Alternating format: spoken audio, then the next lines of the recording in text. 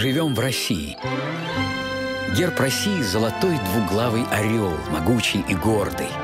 На его груди Георгий Победоносец. Он пронзает серебряным копьем злого дракона.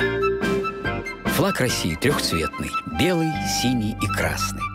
Столица нашей Родины – Москва. В самом центре Москвы – старинный Кремль. Из Кремля много лет русские цари управляли нашей огромной страной. А в 1712 году столицей России стал Санкт-Петербург. Царь Петр основал этот прекрасный город там, где река Нева впадает в Балтийское море. Поэтому в городе много каналов и мостов. Чтобы по реке могли проплыть большие корабли, эти мосты поднимают каждую ночь. Кстати, летом в Петербурге бывают белые ночи, и светло, как днем. В этом городе много прекрасных памятников и дворцов. А в Зимнем дворце сейчас самый большой в России музей, который называется Эрмитаж. Если обойти все залы музея и постоять перед каждой картиной хотя бы 1 минуту, то не хватит всей жизни, даже если вы будете жить 100 лет. Существует много преданий, легенд и сказок о том, как был основан город Петра. И каждый из них как драгоценный камень-самоцвет.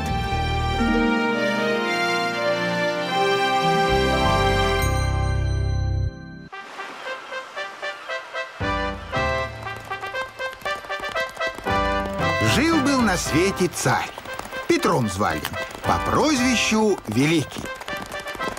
И вот надумал он как-то город на берегу Балтики основать и назвать он город Санкт-Петербургом. Выбрал место хорошее, и река есть, и море, ко всем странам путь.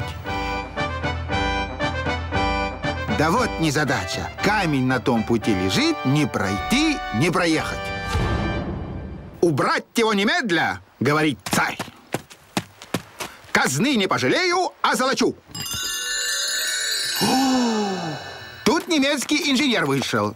«Натюрлих, я могу камень сей механизмой и сверлить на мелкие куски во славу вашего императорского величия. Извольте на обустройство 100 000 рублев и абгемахт».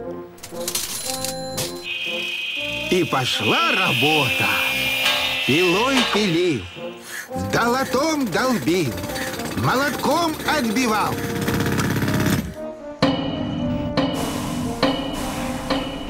Да ничего не вышло. Только пил да молотки поломал и механизму свою изгубил. А тут итальянцы. Аллера говорят. «Сие дело деликатное, воздушности требует. Летательный аппарат мастера Леонардо сей камень по воздуху перенесет, а на все про все 50 000 целковых нам пор-фавор».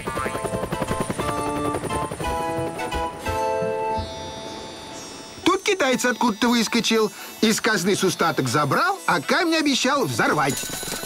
Ну, тут ихнего брата набежало. Заложили бомбы, петарды, фейерверки.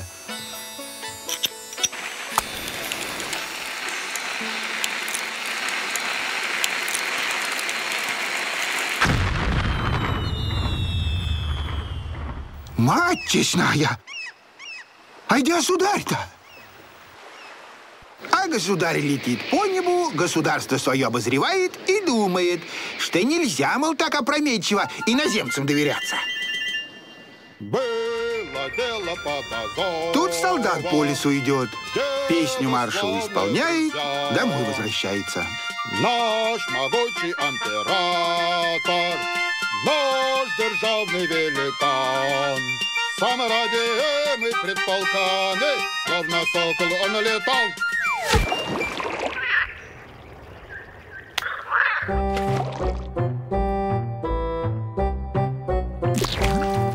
Ты кто есть? Я знамо дело солдат. А ты кто будешь? Я Петр. О, вот так. И я Петр. Тезка, значит. Ну-ка, давай свою одежу. Эх, Петруш, мил человек, как же тебя угораздило в болото? Не случись меня, утоп бы до смерти. Вот теперь вижу, что ты Петруха, а то уж подумал, что ты царь. Какой царь? Болотный. Никакой я не царь. Слуга я царский. Вот. Выведи меня из лесу, солдат. А царя покажешь? А ты и впрямь царя не видел? Куда и там? В строю в дальнем шеренге стоял. Отделив не видать. Уж не раз грозою грянул на могучий вражий стан. Пули облаком неслись, кровь горячая лилась. Пули облаком неслись, кровь горячая лилась. Да как это цей? Не испужался солдат. Таких тумаков разбойничкам надавал. У англичан это нокаутом называется. Вдруг одна злодейка пуля в шляпу царскую впилась. Не смутился император. Ну что, оклемался? Не смутился император, взор как молния блистал. Пока солдатским маршем-то шли, не заметили, как заблудились. Кругом темень, ни тропки, ни просвету. Ну-ка, тезка, помоги. Заберусь-ка я повыше, гляну, нет ли огонька.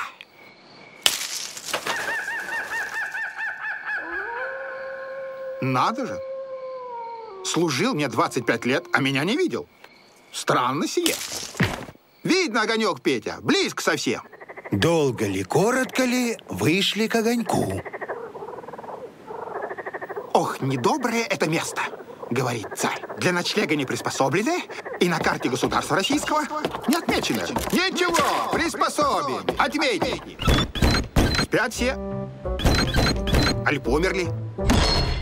Чего надо? Ты чего ж, старая, добрым людям не открываешь, на ночлег не пускаешь. В лесу переночуете, не похудеете. Тихо, бабулья Гуля. Я-то ладно, солдатская голова, чтоб под дождиком трава. А вот другу моему невместно в лесу ночевать. Он самого царя видал. А ну-ка, что есть в печи, на стол мечи. Счастье тебе, пробка серая. Держи карман, на вас, дармоедов, не припасено. А солдат зорким глазом своим, да нюхом солдатским, заприметил запас в печи. Пришлось старухе делиться. Ладно, попозже его зельем снотворным. Крепко спать будете. На том свете проснетесь.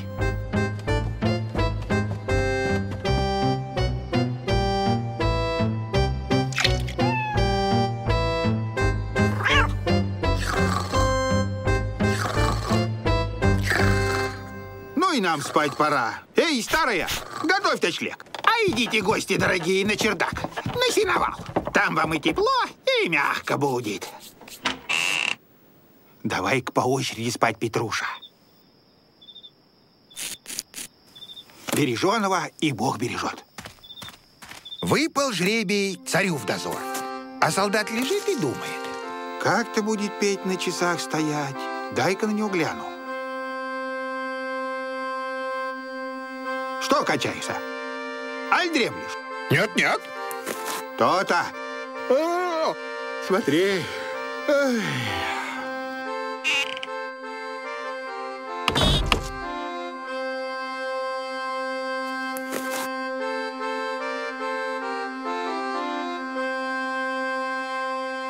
Вот царь стоял, и начал его опять в сон клонить.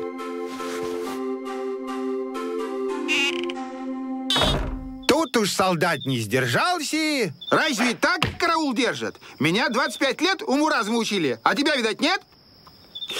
Раз-другой простил, а уж третья вина завсегда виновата. Ну, теперь ложись спать, горе луковое. Я сам на часы встану. Глянул солдат, а из лесу разбойники идут, солдатским кулаком битые. Злые да голодные. Давай, бабка, есть и пить.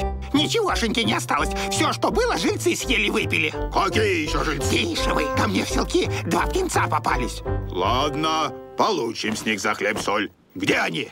На чердаке. Спят во все горло. Саватейка, иди сними петушков, жердочек.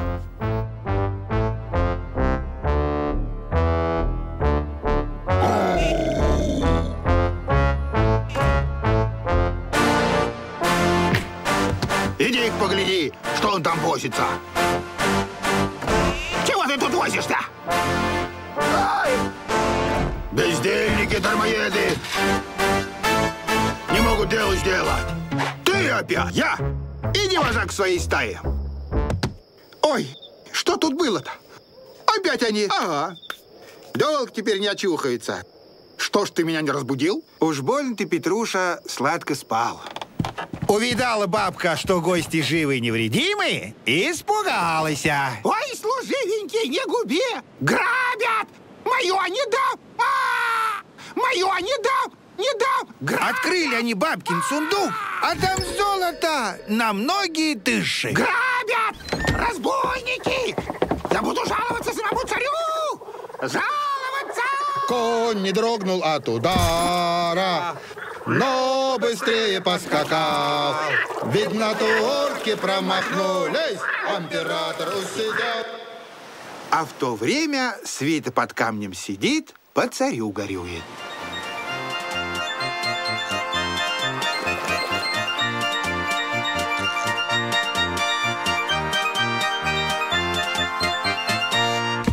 Что, потеряли царя своего? А кто царь-то? А видишь, все без шапок. А мы с тобой одни в шапках. Вот кто-то из нас двоих и есть царь. Ага. Ты у нас слуга царский. Стало быть, это я, что ли, царь-то? Хитер, пробка серая. Изворотлив шельма. А тут свита опять за свое. Не желает ли государь опыты с камнем продолжить? Ну что, солдатик, думаешь, с камнем сим сделать можно?